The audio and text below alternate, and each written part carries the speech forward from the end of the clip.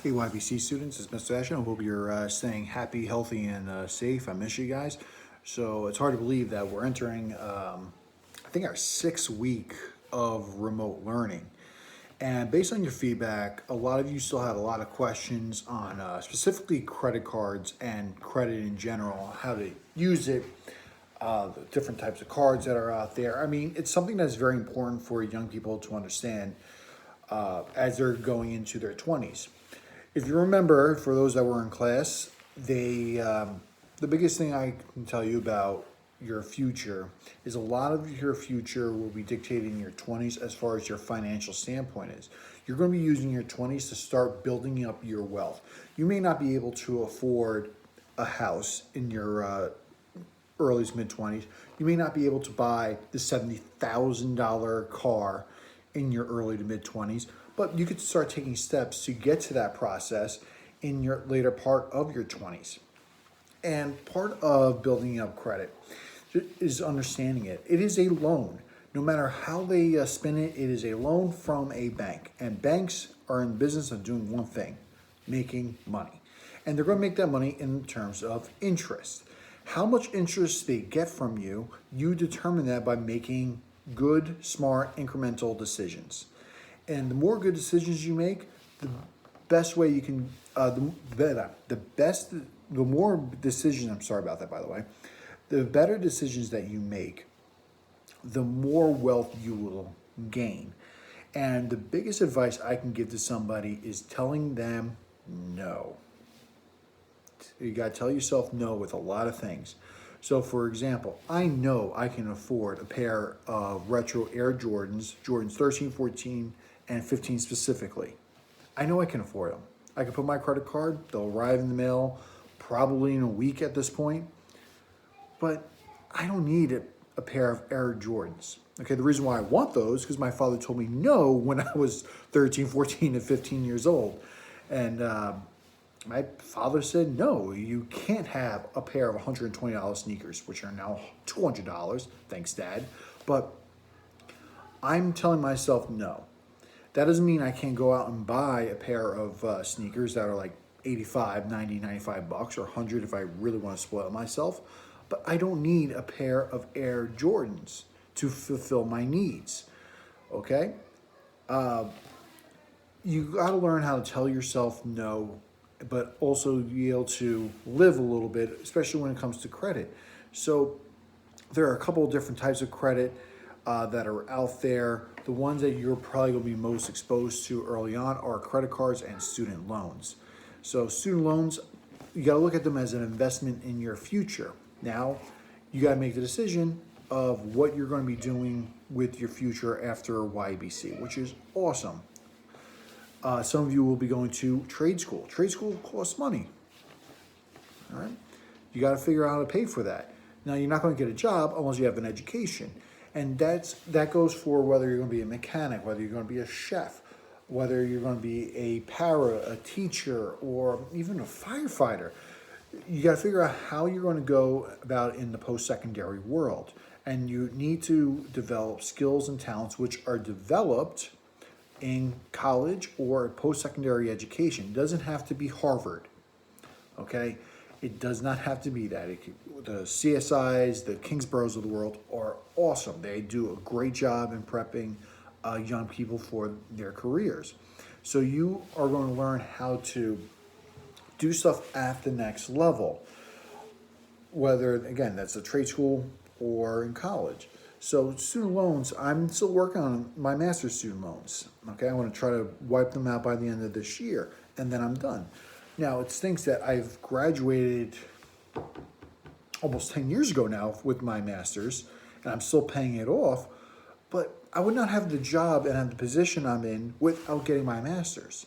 So it's kind of a trade-off. I invested in my future, getting a master's degree, and now I am paying it off. Okay, with one of my loans, it's about $85 a month, so it's not back-breaking by any stretch of the imagination, but I would not be in the position I am in now without making that investment in myself. And that's the same thing you have to look at credit cards.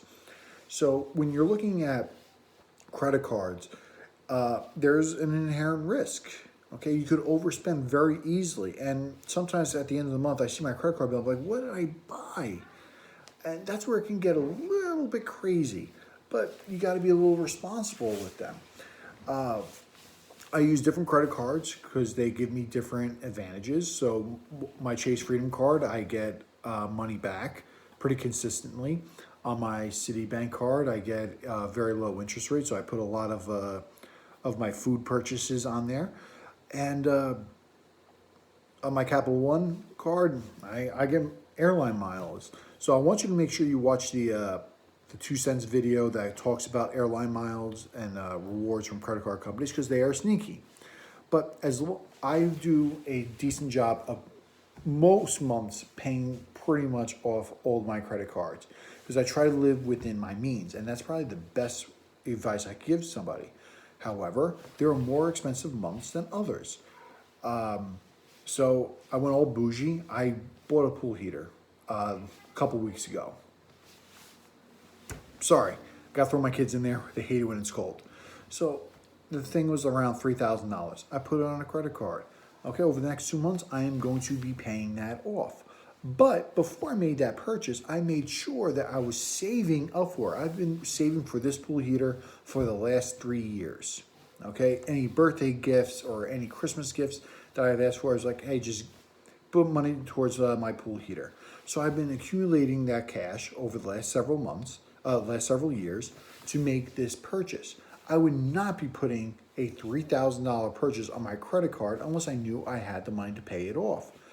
But why am I not paying off at once? And you know what? I probably will. My wife will yell at me if I don't.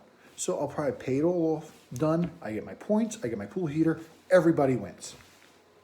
All right? Help out a local business who needs some support. It's all good. So there's a lot of good that comes with credit cards when you manage it properly. When you do not manage it properly, where you go to Atlantic City every other weekend, or if you book a bunch of vacations, you buy jet skis, go crazy, and then you're like, oh, I'll just pay the minimum.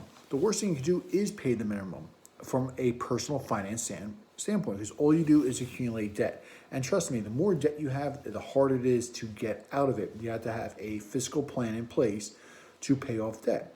You know, unfortunately, there's millions of Americans out there right now that are losing their jobs. It is heartbreaking to see that. And a lot of them now are probably putting a lot of money on their credit cards, but that's why they're there. Okay, they're short-term loans. So hopefully most of those Americans who have lost their jobs over the last couple of weeks are able to get their jobs back. And when they get their jobs back, they're able to reduce their debt. But yes, I have a credit card that I never use. I use it once a year just to keep it alive. It's usually during Christmas. But that is my break the glass credit card. So if something happens, that a big time emergency happens that I need the credit card, I use it. Okay? So, want to say hi, Patrick? Yeah. Want to say hi? Hi, this is Patrick. Say hi. Hi. Yep. I'm talking to his class right now. So, with a lot of things, life happens, and that's what the credit cards are there for. So, that also speaks to the importance of having a rainy day fund, an emergency contingency plan where you can pay off most of that debt even while you're out of work.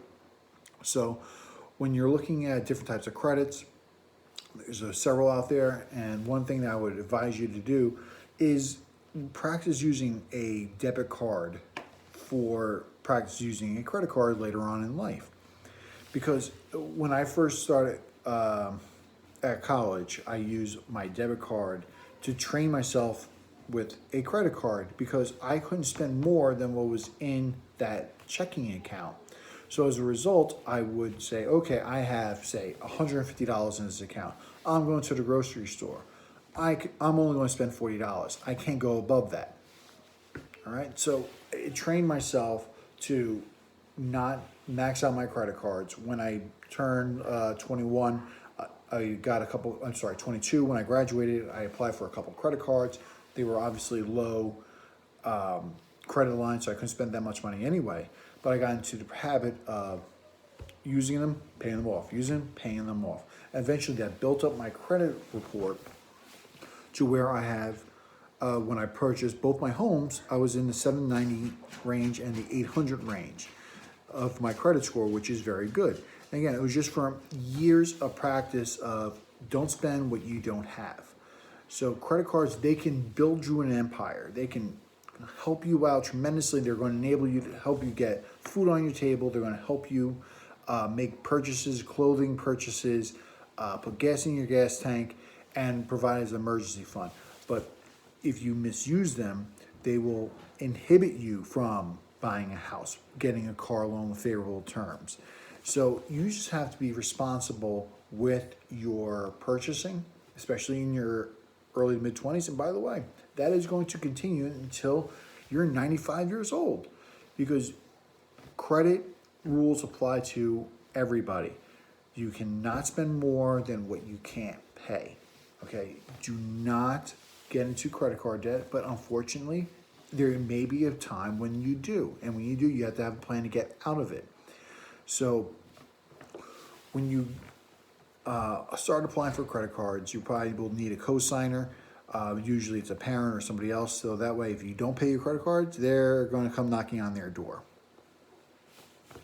All right, again, banks are have interest in one thing, making money. And they've been very good at it for 200 plus years. So kids, I hope you're staying safe and well. Again, this is been done based on your feedback. Feel free to email me if you have any questions, and I'll hopefully talk to you soon.